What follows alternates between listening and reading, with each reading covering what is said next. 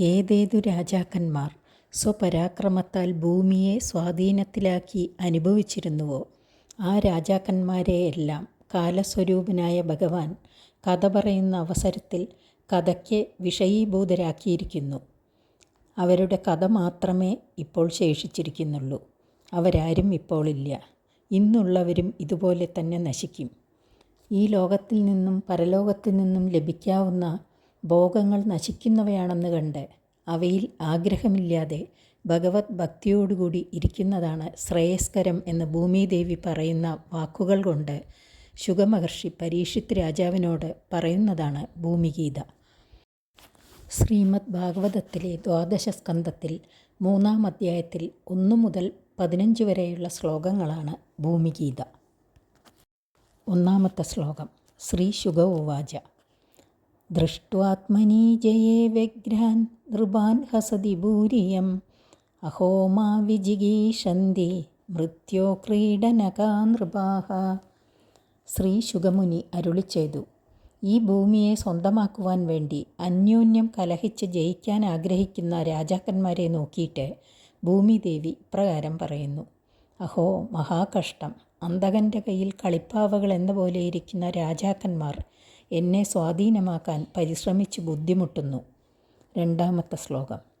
കാമയേഷ നരേന്ദ്രാണാം മോഹസ്യാദ്വിദുഷാമഭി യേന ഫേനോപമേ പിണ്ഡേ ഏതി വിശ്രംഭിതാ നൃപാഃ. ഏതൊരുത്തർ എന്നെ സ്വാധീനപ്പെടുത്തി സുഖം അനുഭവിക്കണമെന്നുള്ള ആഗ്രഹത്താൽ ജലത്തിലെ നുരകളെന്ന പോലെ ചഞ്ചലമായിരിക്കുന്ന ഈ ശരീരത്തിൽ അതിവിശ്വാസമുള്ളവരായി ഇരിക്കുന്നുവോ, ആ രാജാക്കന്മാർ വിദ്വാൻമാരായിരിക്കുന്നുവെങ്കിലും അവരുടെ ആഗ്രഹം നിഷ്ഫലം തന്നെയാണ്. 3-ാമത്തെ ശ്ലോകം. പൂർവം നിർജിത്യ ഷഡ്വർഗം ജേഷ്യാമോ രാജമന്ത്രിണഃ തതഃ സജീവ പൗരാപ്ത കരീന്ദ്രാനസ്യ കണ്ടകാൻ. ഇന്ദ്രിയങ്ങളെ ജയിക്കാതെ ഇരിക്കുന്ന രാജാവിന് രാജ്യപ്രാപ്തിയില്ല. അതുകൊണ്ട് ആദ്യം ഇന്ദ്രിയങ്ങളെ ജയിക്കും. പിന്നെ ശത്രുരാജാവിൻ്റെ മന്ത്രികൾ, അമാത്യർ, പുരവാസികൾ, ബന്ധുമിത്രാദികൾ, ആന മുതലായ സൈന്യങ്ങൾ, രാജ്യത്തെ ദ്രോഹിക്കുന്ന ശത്രുക്കളെ എല്ലാം ജയിക്കും. 4-ാമത്തെ ശ്ലോകം. ഏവം ക്രമേണ ജയിഷ്യാമ പൃഥ്വീം സാഗരമേഖലാം ഇത്യാശാബദ്ധഹൃദയാഃ ന പശ്യന്ത്യന്തികേന്തകം. ഇങ്ങനെ ക്രമത്തിൽ സമുദ്രത്താൽ ചുറ്റപ്പെട്ടിരിക്കുന്ന ഭൂമിയെ ജയിക്കും എന്നീ ആഗ്രഹങ്ങൾ ഹൃദയത്തിൽ നിറഞ്ഞിരിക്കുന്നു. ഈ രാജാക്കന്മാർ സമീപത്ത് വന്നിരിക്കുന്ന അന്തകനെ കാണുന്നില്ല. 5-ാമത്തെ ശ്ലോകം. സമുദ്രാവരണാം ജിത്വാ മാം വിശ്യന്ത്യബ്ധിമോജസ ചേദാത്മജസ്യൈത് മുക്തിരാത്മജയേ ബലം. സമുദ്രത്താൽ ചുറ്റിപ്പെട്ടിരിക്കുന്ന എന്നെ സ്വാധീനപ്പെടുത്തിയാലും തൃപ്തരാകാതെ ബലത്തെ ആശ്രയിച്ചിട്ട് സമുദ്രാന്തർഭാഗത്തിലുള്ള ദ്വീപുകളെ കണ്ടുപിടിക്കാൻ പരിശ്രമിക്കുന്നു. ഇങ്ങനെ അത്യധ്വാനത്താൽ ഭൂമിയെ സ്വാധീനപ്പെടുത്തിയാൽ തന്നെ കിട്ടുന്ന ബലം എന്തുമാത്രമാണ്! ഇങ്ങനെ ആഗ്രഹിക്കുന്ന സ്വഭാവത്തോടുകൂടിയ മനസ്സിനെ ജയിക്കാൻ സാധിച്ചുവെങ്കിൽ സംസാര സങ്കടത്തിൽ നിന്നും വേറിട്ട് പരമാനന്ദ സ്വരൂപമായ മുക്തിയെ പ്രാപിക്കാം. 6-ാമത്തെ ശ്ലോകം. യാം വിസൃജ്യൈവ മനഃ തസ്തുതാശ്ച കുരുദ്വഹ ഗതായതാഗതം യുദ്ധേ താം മാം ജയിഷ്യന്ത്യബുദ്ധയഃ. ഹേ കുരുകുലശ്രേഷ്ഠ, ഭൂമിദേവി പറയുന്നത് ശ്രദ്ധിച്ചു കേൾക്കുക. മനുക്കളും മനുപുത്രന്മാരും യാതൊന്നിനെ ഉപേക്ഷിച്ചിട്ടു തന്നെ വന്നതുപോലെ പോവുകയും ചെയ്തുവോ, ആ എന്നെ വിചാരശക്തിയില്ലാത്ത രാജാക്കന്മാർ യുദ്ധത്തിൽ ജയിച്ച് വശമാക്കുവാൻ ആഗ്രഹിക്കുന്നു. 7-ാമത്തെ ശ്ലോകം. മത്കൃതേ പിതൃപുത്രാണാം ഭ്രാതॄണാം ചാപി വിഗ്രഹഃ ജായതേഹ സദാം രാജ്യേ മമതാബദ്ധചേതസാം. രാജ്യം എൻ്റേതാണെന്നു മനസ്സിൽ ഉറപ്പിച്ചിരിക്കുന്ന അസത്തുക്കളായ പിതാക്കന്മാർക്കും പുത്രന്മാർക്കും തമ്മിലും സഹോദരങ്ങൾ തമ്മിലും എന്നെ നിമിത്തമായി യുദ്ധമുണ്ടാകുന്നു. 8-ാമത്തെ ശ്ലോകം. മമൈവേയം മഹീകൃഷ്ണ ന തേ മൂഢേ ദിവാദിനഃ സ്പർദ്ധമാനാമിതോ ഘ്നന്തി മ്രിയന്തേ മത്കൃതേ നൃപാഃ.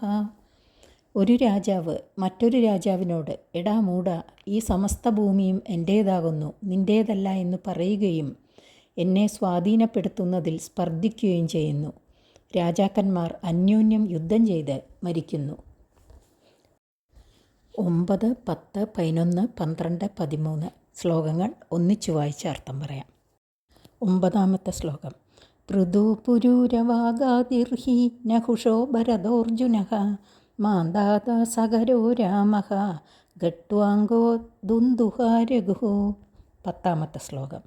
തൃണബിന്ദുര്യയാദിശ്ച ശര്യാദിശന്തനുർഗയഃ ഭഗീരഥ കുവലയാശ്വഃ ഖഗുദുസ്തോ നൈഷധോ നൃഗഃ. 11-ാമത്തെ ശ്ലോകം. ഹിരണ്യകശിപുർവൃത്രോ രാവണോ ലോകരാവണഃ നമുജി ശംബരോ ഭൗമോ ഹിരണ്യാക്ഷോ ദതാരകഃ. 12-ാമത്തെ ശ്ലോകം.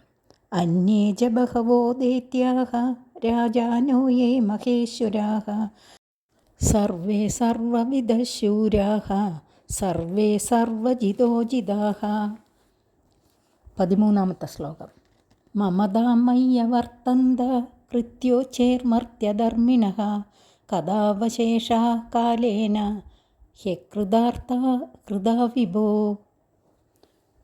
പൃഥു, പുരൂരവസ്, ഗാദി, നഹുഷൻ, ഭരതൻ, കാർത്തവീര്യാർജുനൻ, മാന്ധാതാവ്, സകരൻ, രാമൻ, ഗട്വാംഗൻ, ദുന്ദുമാരൻ, രഘു, തൃണബിന്ദു, യയാതി, ശര്യാതി, ശന്തനു, ഗയൻ, ഭഗീരഥൻ, കുവലയാശ്വൻ, ഖഗുസ്തൻ, നളൻ, നൃഗൻ, ഹിരണ്യകശിപു, വൃതൻ, ലോകത്തെ എപ്പോഴും കരയിക്കുന്ന രാവണൻ, നമുജി, ശംബരൻ, നരകാസുരൻ, ഹിരണ്യാക്ഷൻ, താരകൻ മുതലായവരും അന്യന്മാരായ പലരും മഹാപരാക്രമശാലികളും ശാസ്ത്രങ്ങളെല്ലാം അറിയുന്നവരും ശൂരന്മാരും എല്ലാവരെയും ജയിക്കുന്നവരും അന്യരാൽ ജയിക്കപ്പെടാത്തവരുമായ ദൈത്യന്മാരായ രാജാക്കന്മാരും എന്നിൽ മമത വെച്ചുകൊണ്ടിരുന്നു.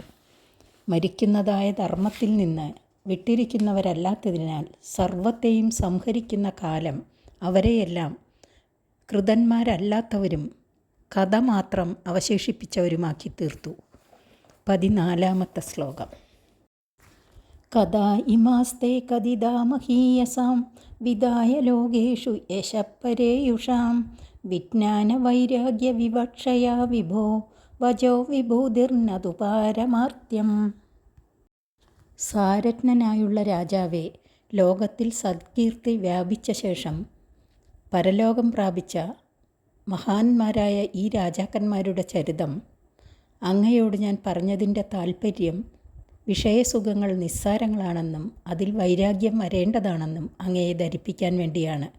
ഈ വക കഥകൾ വാഗ്വിലാസങ്ങൾ കാണിക്കാനുള്ളത് മാത്രമല്ലാതെ പരമാർത്ഥത്തെ സംബന്ധിച്ചിരിക്കാത്തതാകയാൽ പറയാനോ കേൾക്കാനോ ആഗ്രഹിക്കുക പോലും ചെയ്യേണ്ടതല്ല. 15-ാമത്തെ ശ്ലോകം.